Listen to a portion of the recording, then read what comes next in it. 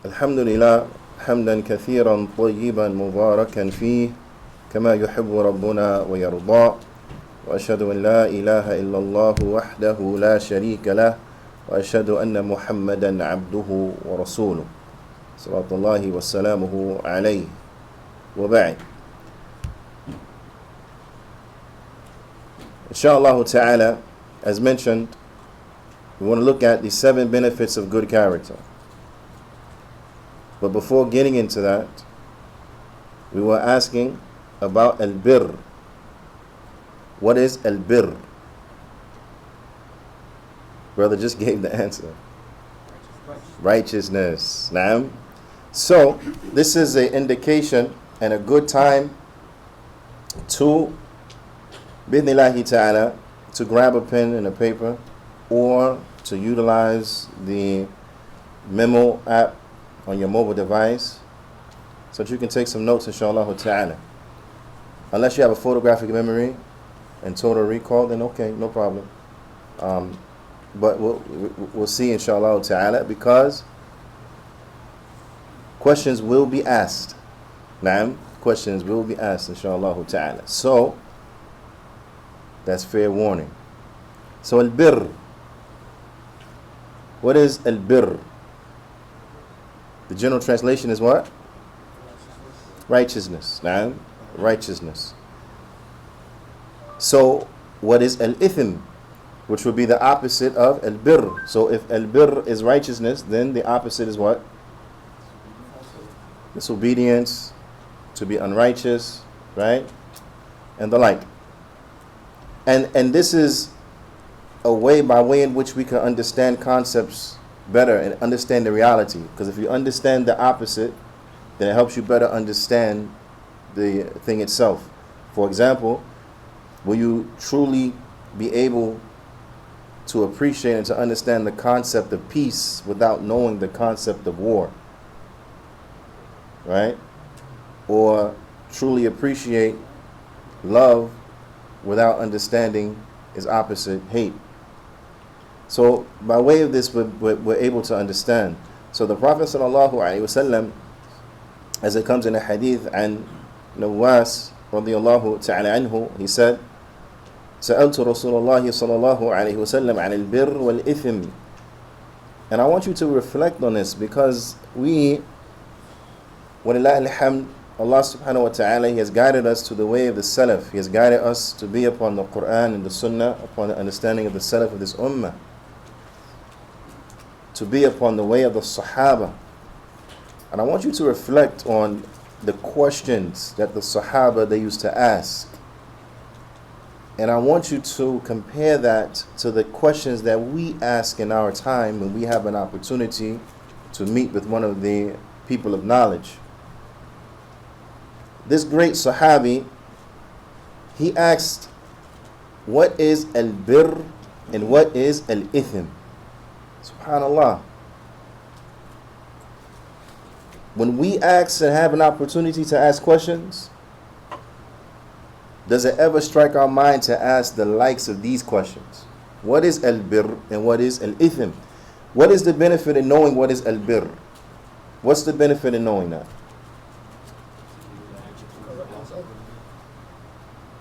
Again, I'm sorry, I said it all at one time. It confused me. So you can do what pleases Allah. And you said? To perfect oneself. To perfect oneself, meaning that by being obedient, being righteous, right? So you can act upon it, right? In other words, so you can implement it. You know what is al-birr, so that you may implement it and be of those who are righteous, who are religious. Naam? Right. What is the benefit in learning of what is al-ithm? So you can stay away from it. Naam? So you can avoid it. This is the way of the Sahaba.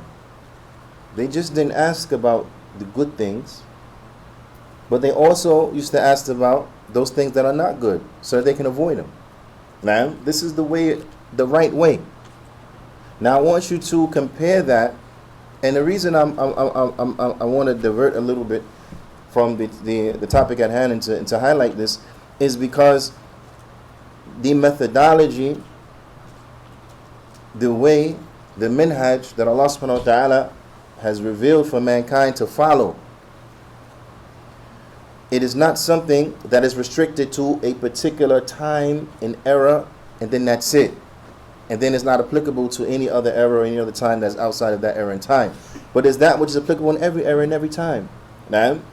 So, if you ever have an individual, because see, sometimes we need to know what are the warning signs, what are the red flags, right? If you ever have an individual tell you things like, "Akhi, just call people to the Sunnah. You don't have to speak about bid'ah." Man, this is the compromise, quote unquote, that the people who are not upon the Sunnah, they try to get you to do. Akhi, if you come here, just talk about khair. No need to speak about bid'ah.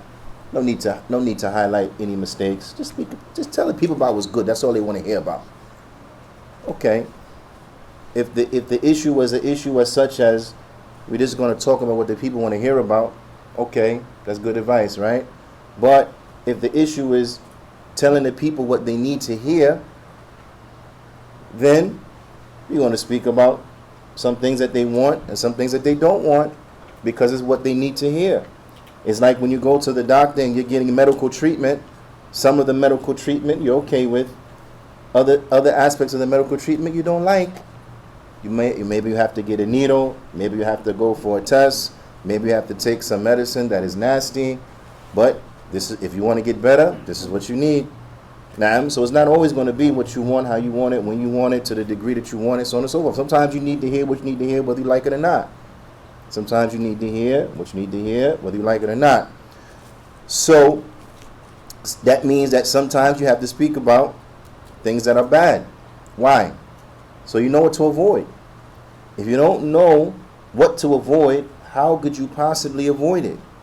If you don't know and you're not able to differentiate between good and evil, how could you possibly avoid evil? You will do evil thinking it's good, and you may abandon some good thinking it's evil. Why? Because it has not been clearly defined to you what is good. It has not been clearly defined to you what is evil. So as the poet, he said, علمت الشر أو عرفت الشر علمت الشر لا للشر ولكن لتوقيه لأن من لا يعرف الخير من الشر يقع فيه. He said, I learned what is evil. I knew about or learned what was evil, not for the sake of learning evil, but in order to safeguard myself from it. Because the one who is incapable of distinguishing between good and evil, then he will fall into it. Meaning what? He will fall into evil. Unknowingly. He will fall into evil, perhaps thinking it was good. So what will be the point of speaking about Sunnah only and not talking about bid'ah? Do you think that there is a Muslim on the face of the earth who does bid'ah, believing that it is the worst of affairs? The Prophet ﷺ, what did he say in Khutbah Hajj? I want you to tell me. Sharr al-umur wa muhdathatuha. That the worst of all affairs are the newly invented matters. So you want me to believe that there's a Muslim walking around on earth and their intention is, I'm going to do this thing because it's bid'ah and it's the worst thing ever and it's horrible and it's so bad, but that's what I want to do. I'm going to do that. No. They do it because they think it's good. And this is why the shaitan, he loves bid'ah more than he loves sin. Because the Muslim, they know what is sin. So if a person drinks alcohol, if a person gambles or anything of this nature, they know this is sinful. So they feel bad. So they're going to make tawbah, inshallah ta'ala. Right? But if a person does something that it never strikes their mind to make tawbah from it because they think that actually is drawing them near unto Allah. You don't make tawbah from something that is righteousness. You don't make tawbah from something that draws you near to Allah. You think you're upon what is good. So what do you do in that case? You increase in doing it. You do it more, you do it more, you do it more because you think it's good. So there's not a single Muslim on the face of the planet who does a bid'ah thinking that is bad. They do it because they think it's good. They do it because they think it's drawing them near to Allah. But all the while, it is what is pushing them further away from Allah subhanahu wa ta'ala. This is why shaitan loves it more, because a person will never make tawbah from bid'ah because they think it's good. So the only way that we will be able to foil the plot of shaitan as it relates to bid'ah is that we have to point it out to our brothers and our sisters. This is actually not from the sunnah. This is from bid'ah. This is from the worst of all affairs, as the Prophet ﷺ called it. Now, I want you to reflect, even individuals who would acknowledge that the Prophet ﷺ never did this thing. What is their justification for them to do it? They say, no, this is bid'ah hasana. This is good bid'ah. You have some bid'ah, bad bid'ah, some bid'ah, good bid'ah. So this one's different. It's bid'ah hasana. Why? Because even these individuals, they cannot stomach. It is not palatable to them to say, I'm doing bid'ah sayyi'ah. I'm doing bad bid'ah. No, nobody is that evil. Right? So we have to point out what is the bid'ah so you stay away from it. So, going back, it's not possible to properly call to the sunnah without pointing out bid'ah. Just like it's not possible to properly call to tawheed without pointing out what is shirk. You have to explain them both. This is a tawheed, this is what you do. This is shirk, this is what you do not do. So anyone that comes and tells you, no, just call the good, just talk about good, just don't, this person's upon misguidance. They're not upon the way to Salaf. Because if that was the case, then Nawas, he will only have asked about al-birr. He wouldn't have asked about al-ithim. Shaykh. So he asked about what is al-birr, what is al-ithim. You see, this could have been the whole class itself, just looking at this hadith. But inshallah ta'ala, maybe another time. The Prophet ﷺ, he said, al-birr, what is birr? What is birr? What is righteousness? The Prophet ﷺ, he said, al-birr husnul khuluq. Al-birr, righteousness, is good character. Because good character encompasses everything that's righteous. In other words, let's reverse it. If a person is righteous, if a person is truly righteous, would you imagine them having bad character? No. When a person is described and categorized as being righteous, you expect from them good character. And this is why it is such astonishing and it's so amazing, right? If a person has been described to you and categorized as being righteous, and then you see from them bad character. What is the knee-jerk response? Is what? I thought you said he was righteous. This person has bad character. He's backbiting, he's lying, he's cheating, he's swindling. I thought you said he was righteous. Because it's understood what? If you're righteous, you have good character. Ma'am? So I'm stressing this because what? It's because the shaitan, he has a trick. Shaitan has tricks. Shaitan has tricks for the alim. Shaitan has tricks for the talib. Shaitan has tricks for the ami. Shaitan has tricks for the scholar, has tricks for the student, has tricks for the common Muslim, has tricks for everyone. So people of the Sunnah, Ya Ahlul Athar, Salafiyun, do you think Shaitan will have tricks for you? Yes, Salaf. You're the ones he wants to trick the most. Do you think he doesn't have any tricks for you? He has plenty tricks for you. From the tricks is what? Is to get individuals to feel self-righteous, to become amazed with themselves, pump their chests out. And a Salafi, Athari, Sunni. Naam. Okay. Alhamdulillah, that's excellent. But if you're saying that as a defense for yourself, because you are involved in the most despicable of sins, then what are you talking about? What do you mean? And this has happened. There's been individuals who are fornicators, who have had children out of wedlock. We're not talking about somebody that it was said maybe they fornicate. No, somebody that got a bunch of illegitimate children running around. 3 years old, 5 years old, illegitimate kids. This person claimed, I've been celibate for the past 20 years. How you got a kid that's 3 years old out of wedlock, man? Not saying that makes you not Salafi. I'm not saying that. I'm not saying that. I want to understand that. I'm not saying that'll make you not Salafi. But what I'm saying is that we have to check ourselves. Just because you're upon the Sunnah doesn't mean that's it. Muslims not going to go to hell? Yeah. To be cleansed. So you think it's impossible for you to go to hell? And do you know what this individual, because this is a real life person, I'm just not going to say their name because that's not the point. This is a real life person. Do you know what their defense for themselves was? Well, at least I'm Salafi. So that gives you a free pass now to have illegitimate children and to make fornication, and not even fornication, this person's been previously married. That makes it okay now? Of course not. We have to have good character.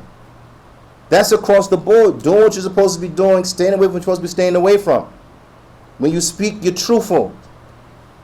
When you quarrel with people, you quarrel with them in a good manner. You don't become abusive. You don't become belligerent and things of this nature. You don't become verbally abusive. You don't start cussing them out and speaking to them foul. Just because you're upon the Sunnah doesn't give you the license just to run off at your mouth and be the most foul person. But, Allah musta'an. When I mean it's amazing, it's amazing. A person who's supposed to be upon the Sunnah categorized as having good character. But then you run an establishment and you have twerking Tuesdays? This is real life. This is not fake. Weight loss program and that's your marketing ploy, twerking Tuesdays? Could you even imagine? Don't imagine that. I'm sorry, astaghfirullah, don't imagine that. How horrible is this? Anyway, the Prophet ﷺ, he said, Al-birr husnul khuluq. Al-birr is good character. Al-birr, sum it up, concise, what's birr? Good character. Wal-ithim, and what is ithim? Mahaka fi sadrik. That which it bounces around in your chest. What does it mean? You feel uncomfortable. You do something, you know it's not right. You don't feel comfortable. وَكَرِهْتَ and يَطَلَعَ عَلَيْهِ النَّاسِ and you're scared people for know about it. Ithim, person says, is this bad or not? You comfortable with people knowing about that? No. Then it's bad. Right? If you gotta erase your browse history because you don't want your wife coming and seeing what website you was on, it's bad. What you did was bad. You understand? If you got to put your earbuds in because you want to rock out to the latest new jam, so you think people can't hear, so you put your earbuds in, act like, so people can't hear it, you won't just put it on your phone, then what? It's bad. You shouldn't be doing that. So the sin is that which bounces around in your chest and you don't want people to know about it. Now, ala kulli hal, this I wanted to bring to our attention because a lot of what would get us to having good character will be to do those things that we already know we should be doing and to stay away from those things that we know we should be staying away from. You understand? It's not a big learning curve. It's to implement what you know you should be doing and stop doing that stuff you know you should not be doing. And when you get weak, because you're going to get weak, you're not always going to win. Sometimes your soul, your evil inclination of your soul will get the better of you. Sometimes the shaitan, he will defeat you. So when that happens, how do you turn that situation around? How do you turn that defeat into a victory? By repenting unto Allah subhanahu wa ta'ala. That's how you foil the plot of shaitan. Shaitan gets you to do all kind of sins and you fall victim and you get overpowered. Right? You get defeated. All this stuff now is stacked against you. How do you rectify that situation? You make tawbah. Because once you make tawbah, sincere tawbah, na'am, as our beloved brother was just talking about, right? That sincere tawbah, you make sincere tawbah, then what happens? The one who repents is like the one who didn't do the sin. So once you make that sincere tawbah, all that weight that was on you now is gone. For the plot of shaitan. Now all the effort shaitan put into destroying you has been faulted. It's all been erased. Null and void. SubhanAllah. Now, So we have to be mindful of really trying to rectify ourselves in our own situations. So from the benefits, and this is why you have to have pen and paper, some kind of note-taking application, or just an impeccable memory, so you can get these down, inshallah ta'ala. There comes a hadith that the Prophet sallallahu alaihi wasallam's hadith is in Bukhari and Muslim, muttafaqun alayh,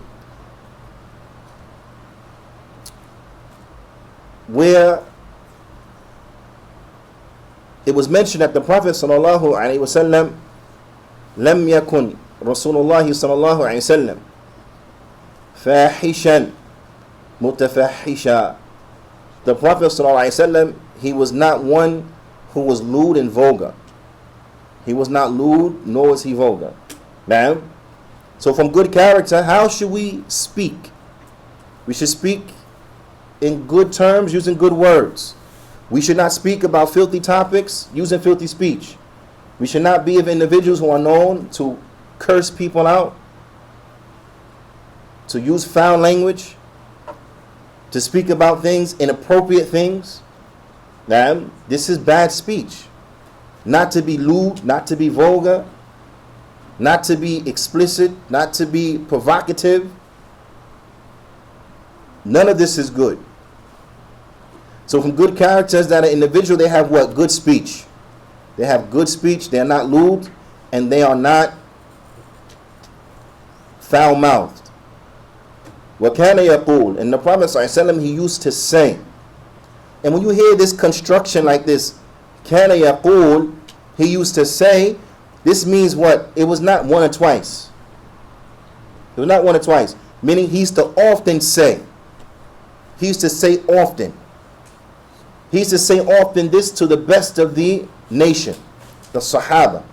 Na'am. So how much more so do we constantly need the likes of these reminders? You understand? Because another trick of shaitan, and this reminds me of something that it happened some years ago, and the first one who I've ever heard brought it to the attention was Abu Uwais rahimahullah ta'ala, where he had mentioned that some of the people, they don't have the proper understanding. They have misconceptions. They think that being upon the Sunnah, being Salafi, is that we, is always an overt conversation about minhaj, about aqeedah, na'am, refuting bid'ah, rudud, that this is all it means to be Salafi. He said to the point where if you speak about, and I'm paraphrasing, it's not the exact words of Abu Uwais rahmatullahi alayhi, but he said to the point where if you were to speak about good character, cleansing your heart and things like that, some of the brothers will say, why are you talking about that soft stuff? Why are you talking about that soft? Why you talk about fruit the innovator? Why you want to talk about cleaning the heart now and things of that nature? Now, so it shows this another trick that shaitan, he plays on us. He diverts us from talking about these issues and wants to focus in us on talking about other issues. Why? Because he knows by doing that, that's what leads to people saying things like, oh, yeah, I got a baby mama, but at least I'm Salafi. That's how you get to there. Person will say, how do you get from here to there? By restricting the conversation of what it means to be upon the Sunnah just to a specific set of things, a specific set of issues, due to the exclusion of other issues. Now, this is how you get a person saying, well, at least I'm Salaf. But you got to be mom. Yeah, but at least I'm Salaf. All of it is some Salafiyah. Cleaning your heart is some Salafiyah. Having good character is some Salafiyah. All of it is some Salafiyah. Imam al-Barbahari, what did he mention? That verily the Sunnah is what? The Sunnah is Islam, and Islam is the Sunnah. One cannot be established without the other. Naam. So, naam, the ulama, they said this means aqeedah. So, but do we think the aqeedah is devoid of action? No. Gotta have action. Gotta implement it, right? Okay. So it's all together. Cleaning your heart, having good character. This is all from the deen. It's all from the Sunnah. Right. The Prophet ﷺ, he used to often say inna min khiyarikum, that verily from the best of you, ahsanukum akhlaqa. Na'am, or ahsanakum akhlaqa, that verily from the best of you are those who have the best character. The best of you are those who have the best character. If concentrating on good character was not from the Sunnah, then why did the Prophet ﷺ used to often say this? It is from the Sunnah. Na'am, it is from the Sunnah. So from the first benefit of being upon the Sunnah is that what? Is that the best of the people are those who have the best character. So the best of the Muslims are those who have the best character. Na'am. And this is why the people of innovation, so I want to show you the connection now. This is why the people of innovation could not in reality be described as people who have good character. Why? Because they have bad character with the Prophet ﷺ. They have bad character with the Sahaba. They have bad character with the ulama. The Prophet ﷺ, his status is known, right? We don't have to get into that. But the Sahaba, Allah Ta'ala says about them, رَضِيَ اللَّهُ عَنْهُمْ وَرَضُوا عَنْهُ, that Allah is pleased with them and they are pleased with Him. The Prophet ﷺ said about the Sahaba, خَيْرُ النَّاسِ قَرْنِي, the best of mankind, my generation, the Sahaba. So anyone who has bad character with the best of this nation, how you gonna have good character? You got bad character. Now, the ulama, the status of the ulama, those from Allah Ta'ala, He tells us what? That we have to obey ulul amr. We have to obey those who want authority from amongst us. Who are they? The ulama and the umara. The ulama and the leaders, the scholars and the leaders. Now, Allah Ta'ala tells us we have to obey them with the condition that what they are telling us to do is in compliance to the kitab and the sunnah. Their superiority, well known. But the Prophet ﷺ said about the ulama, warathatul anbiya, that they are the inheritors of the prophets. So their status is known. They're the inheritors of the prophets. So anyone who has bad character with them, how can they be described as someone who has good character? Do you understand?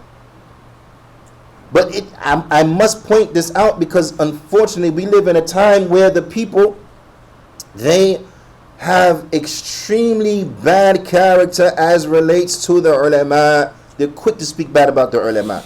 The ulama, they don't know what's going on. The ulama, they just do what the government's telling them to do. The ulama, they only know about menses and postpartum bleeding.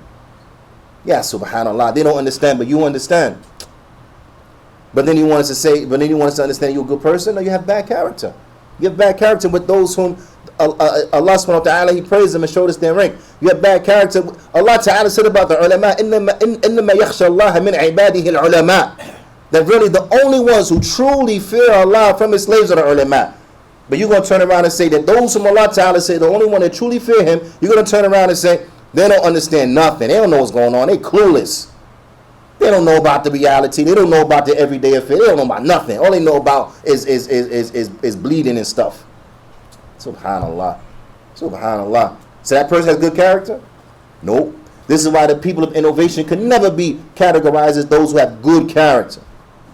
They might have aspects of good character, but they don't have good character. Just like a person that commits shirk with Allah subhanahu wa ta'ala can never be categorized as someone that has good character. Why? Because you have bad character with Allah subhanahu wa ta'ala. So how in the world you have good character? It makes sense? So good character, what? Is from the deen. Good character is from what it means to be Sunni. Having good character is what it means to be Salafi. Having good character is what it means to be Athari. Having good character is what it means to be from Ahlul Sunnati wal Jama'ah. Having good character is all connected. It's all connected. The Prophet sallallahu alaihi wasallam, so number one is what? Is that good character. From the benefits of having good character is that it makes you from the best. It makes you from the best of the people. That you have good character. Now, the Prophet sallallahu alaihi wasallam, he says, and it comes in a hadith of Abu Darda radiyallahu ta'ala anhu فيما رواه وترمذي ما شيء أثقل في ميزان المؤمن يوم القيامة من خلق حسن, that there is nothing heavier in the scale of the believer on the day of judgment from good character. Naam, the day of judgment, the day that the deeds and the individuals will be weighed. Right? That's the day that you need your scale of good deeds to what? To be heavy. To be heavy.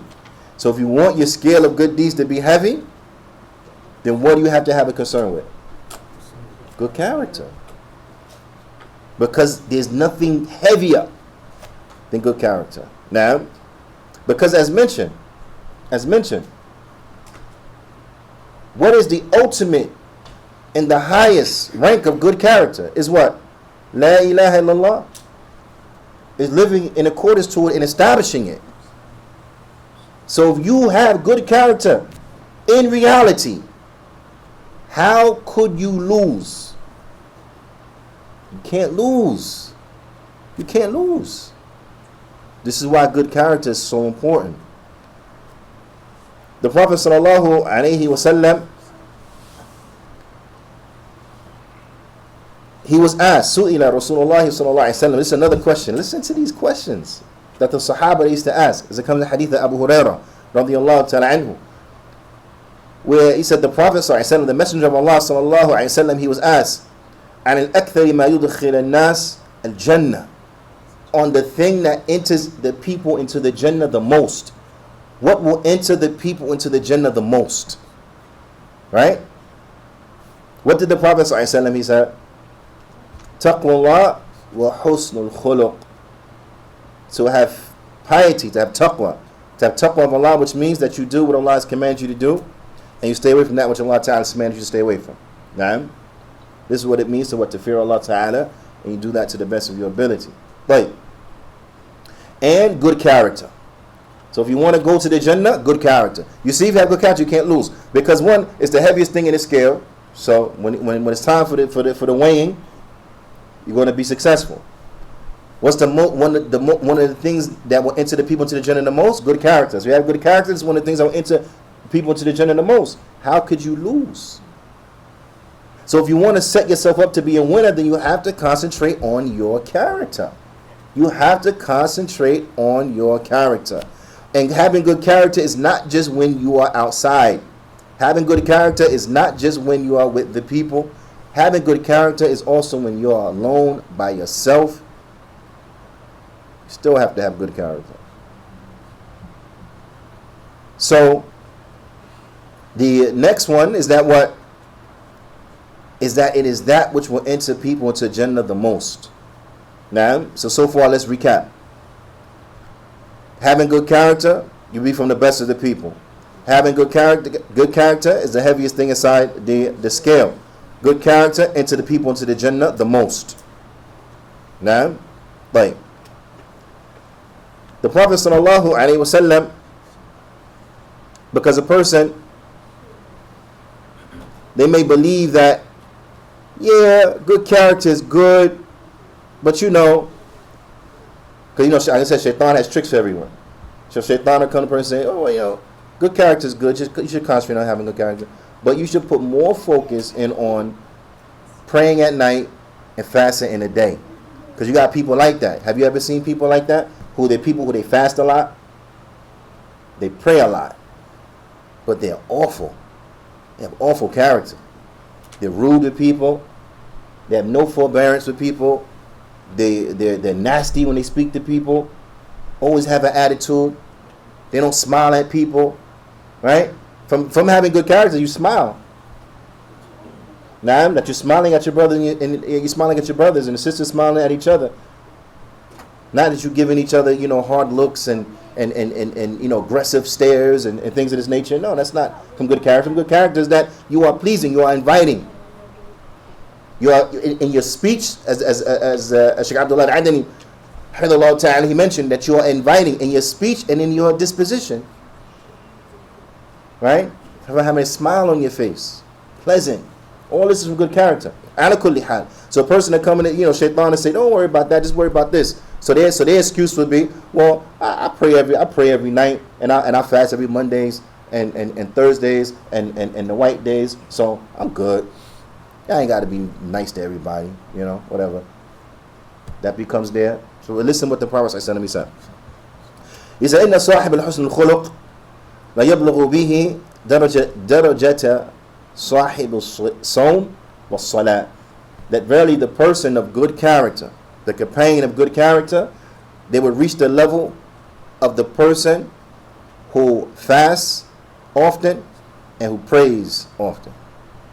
Now, it comes to other narrations, meaning to pray the nighttime. So by having good character, you will reach the level, you'll be on the same footing of a person who fasts a lot and who prays the nighttime a lot. So now reflect. If you have good character and you fast, extra fast, as much as you can, and you pray something from the night prayer as much as you can, how can you lose? How can you lose? You can't. You can't lose. So this is another point of benefit, which brings us to how many points of benefit so far? Four. Ahsantum. So that was a test, see, you know what I mean? Yeah, I did good. MashaAllah. Allah Ta'ala reward and bless each of you tremendously. The Prophet sallallahu alaihi wasallam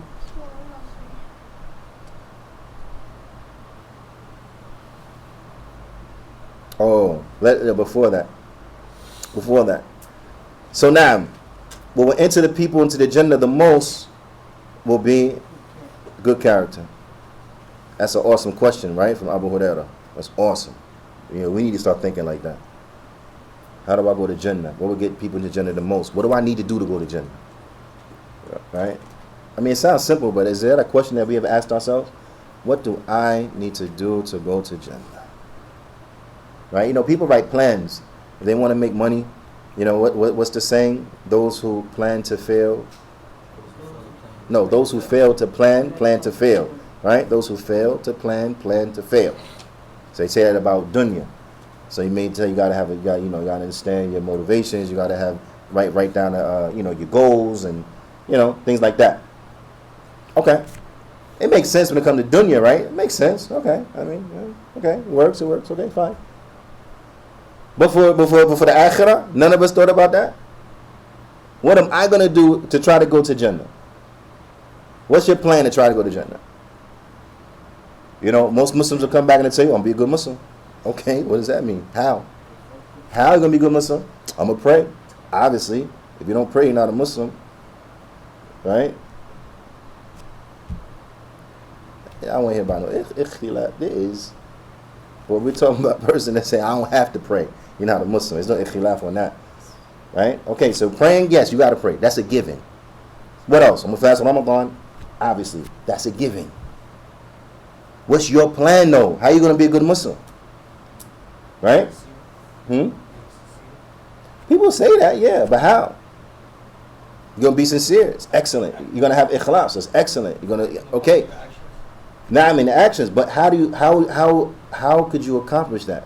How can you accomplish the actualization of Tawheed? Knowledge. You got to study. So a person, and I'm saying to say because I want us to be hard on ourselves when it comes to these things, right? Because it's easy to say, well, I'm going to purify my attention. Okay, but without knowledge, how are you going to do that? So, purify my attention, that's good. How? Well, I'm going to study Thalathatul Usul. I'm going to memorize Thalathatul Usul. I want to go over Quad al-Arba'. I want to go over Kitab al-Tawheed. Right? I want to understand the ayat that talk about Tawheed. I want to understand the hadith talk about Tawheed. You understand? Why? Because I want to know what is it Tawheed so I can do it, and I want to know exactly what is shirk so I can stay away from it. See, if a person comes like that's a person who takes serious. He's like, okay, yeah, you have a good head on your shoulders. You have a good plan. You have a good plan. Because not just you telling me your goal, but you're also telling me how you plan to go about achieving it. Right? So that's like, okay, yeah, that's good. You have a good plan. Good head on your shoulders. And the only reason I'm saying is because a lot of times, even us, the shaitan, he tricks us into just generalities. I want to be upon the Sunnah. Okay, how? Oh, I want to be upon the Sunnah. Okay, how? I'm going to say it from Bid'ah. Okay, how? How are you going to learn about the Sunnah and it's been a year, you haven't even read a hadith? So how are you going to learn about the Sunnah? Right? So this is where we got to start having detailed plans. And to write it down is good. Write it down. Alhamdulillah. You know, the ulama, they have barnamij. They have what we call a syllabus. that they would give to the students of knowledge of suggested books to read and to study, so to get them strong in the fundamental affairs of the religion. Now, anybody that tells you I want to be a good Muslim, but they do not mention focusing and concentrating on learning and understanding the Book of Allah, then they have deceived themselves. They have deceived themselves. To be a good Muslim but have total no understanding of Allah's book, no relationship with the Book of Allah subhanahu wa ta'ala, you have totally deceived yourselves. How are you going to be a good Muslim if you don't understand Allah's book? How are you going to be a good Muslim if you don't understand Surah Al-Fatiha? You recite it all the time and don't even know what's there. Right?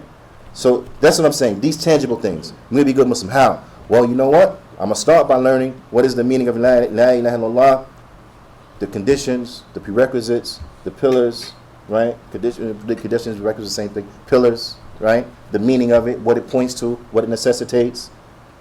Then I'm going to go to Muhammad Rasulullah, right? So, sallallahu alayhi wa sallam. I'm going to go over the tafsir of Surah Al-Fatiha. I want to know what it means inside and out, right? I want to make sure I'm reciting correctly, so that the ayn is a ayn and not a hamza, right? So on and so forth. This is a person that really has a plan. This is a person with a good head in the show. So what I'm saying is, this is what I want for all of us to do. Homework for ourselves, to sit back and say, okay, I want to go to Jannah. How? What am I going to do to get there? Right? But so that's an awesome question. So then, was that it? Was that all that was asked about?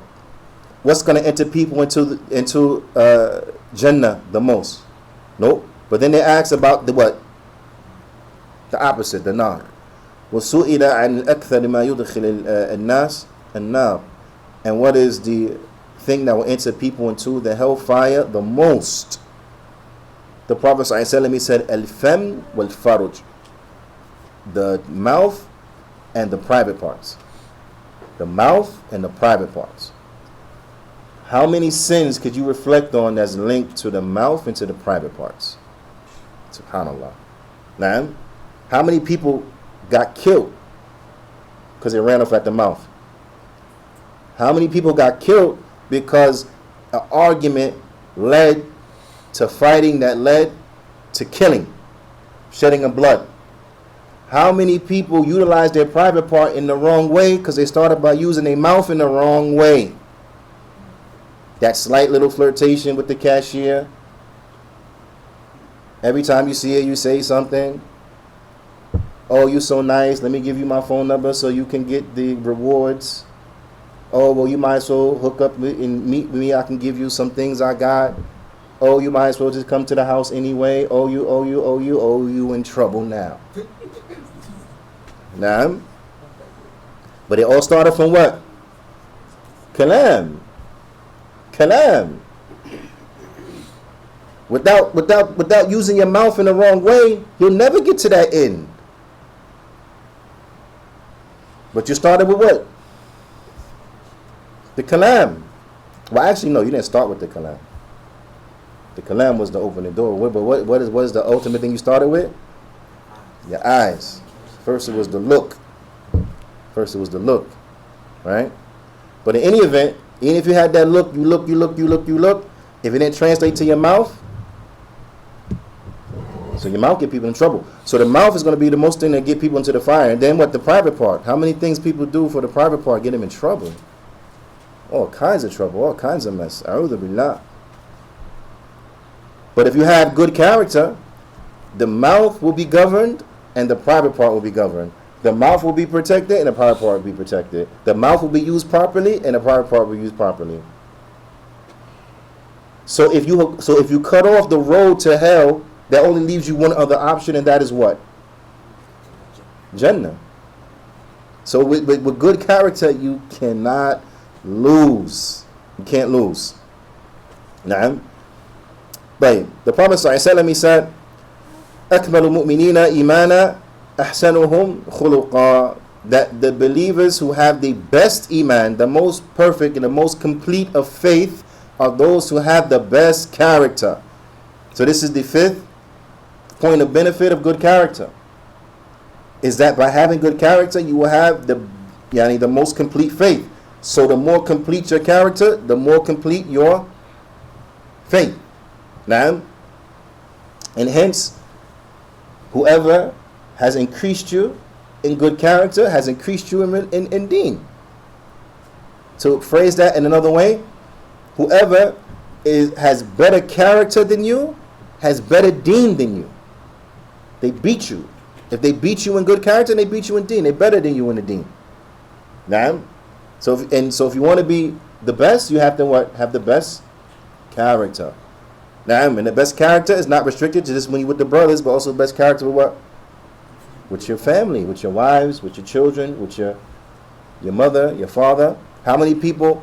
And subhanAllah says Shaitan got a lot of tricks, so you got to be mindful of the tricks. Shaitan, because this is the thing of Shaitan, if he can't get you to just be flat out evil, right? Then he'll get you to be evil as much as he can trick you, right? So, for example, the Shaitan would rather you don't give nobody their rights. He'd rather that you're nasty to your mother, to your father, to your wife, to your children, right? That you're disrespectful to everybody. But if he sees you're insistent upon being respectful, then he's gonna say, okay, you know what? Be respectful to your wife, disrespect your mother. Oh, right? Big no-no. But how many people are like that? So over loving and warm with their wife, and then speak to their mother in the most rude manners. Mother called, they don't answer the phone. Wife called, they answer the first ring. They don't want to go now in the second ring. Can't get nowhere near voicemail. But the mother called, they might decline the call. A'udhu billah. You understand? Or the opposite. Respectful with their parents, disrespect the wife, disrespect the kids. Tyrant in the home, beautiful brother outside the home. That's from the tricks of Shaitan. Whereas from good character, you give everybody their rights. Kind to your mother, you kind to your father, you kind to your wife, kind to your children, kind to the brothers, kind to the neighbors, so on and so forth. Now, you don't infringe upon anyone's rights. So, in order to have the best iman, you have to have the best character. So, if you are a believer with strong iman, the most complete iman is because you have good character. How could you lose? Can't lose. Can't lose. The sixth, it comes, as we see the Prophet sallallahu alaihi wasallam, he said that, and for time, inshallah ta'ala, we'll summarize. But there's going to be bait wa baitan fi a'la al-jannah liman hassana khuluqahu. That there's going to be a house. Now check this out. Whatever expensive area, because we know there's some areas really expensive, right? So the areas of the rich and famous, right? To have a mansion there would be nice, correct? It'd be nice. It's okay. It'd be nice. Why not? If it's halal, it's no problem. It'd be nice. So now think about, what about having a house in the highest part of Jannah? There's no comparison. That's nice beyond your wildest dreams and imagination. Because remember, there are things in Jannah that no eye has seen, no heart has even desired or wanted. Right? There's no comparison. So the question is, if it was possible for you in a halal manner, without, doing anything that was detrimental to yourself or to your health, or, be that physically or mentally, if it was said, if you do this, you can get a house in, a mansion somewhere in the most prestigious neighborhood, would you do it? Yeah, why not? Why not, right? Yeah, it's okay. All right. So now, what would you do? What would you do to get a house in the highest part of Jannah? That's the question. How do you get it? The Prophet ﷺ, he said, "Liman hassana khuluqahu," is for the one who has beautified and made good his character. So if you have good character, then you will have a house waiting for you in the highest part of Jannah. So if you have good character, you cannot lose. The ulama, they said that all of the narrations, and I want you to write this down, this is a side benefit. All of the narrations that come, that say if you do such and such, then you will have X, Y, and Z in Jannah. Now, if you do such and such, then you will have X, Y, and Z in Jannah. They say the benefits and the motivation is, if you do those things and that there is something in Jannah that belongs to you, O Muslim, then have the glad tidings that eventually you will reach your property. You understand? So if there's a house waiting for you in Jannah, you will occupy it, inshallah ta'ala. So this is what an encouragement. So if you have a house waiting for you in the highest portion of Jannah, how could you lose? It's impossible. You have a house waiting for you in the highest part of Jannah. That's better than living in the best neighborhood, in the best mansion on earth. Can't lose. That's for the one who has good character. That's for the one who has good character. This was some side benefit also mentioned. I was going to summarize, but no, inshallah ta'ala, let's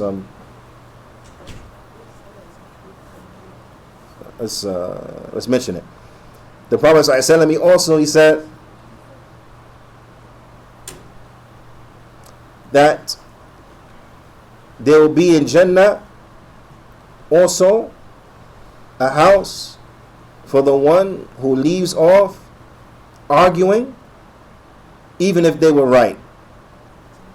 Who leaves off arguing, even if they were right. I want you to reflect on that. That if you leave off arguing, even when you're right, for you is a house in Jannah. This is good marital advice. Because how many the spouse, everybody want to be right. Right? And they'll keep going and going and going and going. But just remember this narration. There's a house for you in Jannah if you leave off the quarreling, even if you're right. You say, okay, forget it. It's fine. House waiting for you in Jannah, inshallah ta'ala. And there's a house waiting in Jannah for the one who leave off lying, even if it's just in jest, even if it's just joking around. They abandon lying. So they don't lie to make people laugh, but they don't lie joking. Now, if you leave off lying, then there will be a house for you in Jannah. Now, so ala kulli hal, if you have good character, then from good characters, what you leave off? You leave off arguing, even if you're right, you have a right to continue, but you leave it off. That's some good character, right? The person that did that was forbearing and that pardoned people and gave things up. You will say that person has good character. This is known to be from good character. So if you have good character and you do that, then what? Then you're eligible for a house. See, it doesn't say that you can only have one house. You can have more than one house.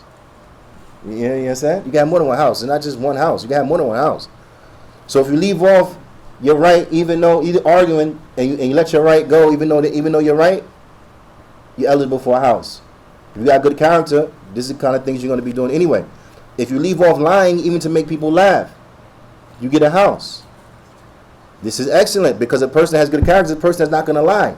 They're not going to lie to make people laugh. Now, they're not going to be a person who's known for lying. So then what? You're eligible for a house. And then if you have good character, you're eligible for a house in the best neighborhood, the best area, or the highest portion, I should say, of Jannah. You can't lose. With good character, you can't lose. So for the 6th point of benefit that you get from having good character is that there will be a house in the highest part of Jannah for the one who hassana khuluqahu, which is important, which means that you have to put work into doing it. Hassana, that you tried, that you put in effort to make your character better. And then the Prophet sallallahu alaihi wasallam, he mentioned, he said, وَإِنَّ مِنْ أَحَبُّكُمْ إِلَيَّ وَأَقْرَبُكُمْ وَإِنَّ مِنْ أَحَبِّكُمْ إِلَيَّ وَأَقْرَبِكُمْ مِنِّي مَجْلِسًا يَوْمَ الْقِيَامَةِ أَحْسَنُكُمْ أَخْلَاقًا and that verily those who will be the most beloved unto me, now, and the closest to me on the day of judgment. I want you to reflect on that. Those who will be beloved unto the Prophet sallallahu alaihi wasallam and near to the Prophet sallallahu alaihi wasallam. I want you to reflect on the occurrences of the day of judgment. How terrifying the day of judgment will be. Now, we know the Prophet sallallahu alaihi wasallam, he will not be disgraced on the day of judgment. He will be safe, right? So if you're in close proximity to the Prophet sallallahu alaihi wasallam, who is safe, then this increases the probability of what? That you will be safe. Do you understand? This increases the probability that you will be safe, which also highlights the danger of bid'ah. Because how many people will make it to the hell? They'll make it to the, right? And then the angel will drag them away. Why? And throw them in the hellfire. Why? Because bid'ah that they had done. So bid'ah is horrible. So anybody say don't talk about bid'ah, you bugging. You want to talk about that because you want to know exactly what to stay away from. Because no one wants to deal with any parts of that. No one wants that. You get all the way there, and before you can even drink, angels snatch you away and throw you in hell because of bid'ah used to do. So you don't want to mention anything about that? You want... No, that doesn't make any sense. Anyway, you increase the probability of being safe on the day of judgment. Who will be these people that will be beloved to the Prophet ﷺ and closest to the Prophet ﷺ on the day of judgment? The Prophet ﷺ, he said, those who have the best character, the best of you in character. The best of you in character. Naam. So on the day of judgment, those who will be the most beloved to the Prophet ﷺ and those who the nearest to him will be those who have the best character. 7-pointed benefit of having good character. So if you are near to the Prophet ﷺ on the day of judgment and beloved to the Prophet ﷺ, how could you lose? You cannot. So these are just 7 benefits from many more benefits that one will attain by beautifying their character. Because in order to be truly Sunni Salafi, you got to strive to have good character. You got to work hard. It's important. It's all a part of it. It's not separate from it. It's not divorced from it. It's not alien to it. It's all a part of it. ونكتفي بهذا القدر وصلى الله وسلم على نبينا محمد وعلى آله وصحبه أجمعين وجزاكم الله خيرا.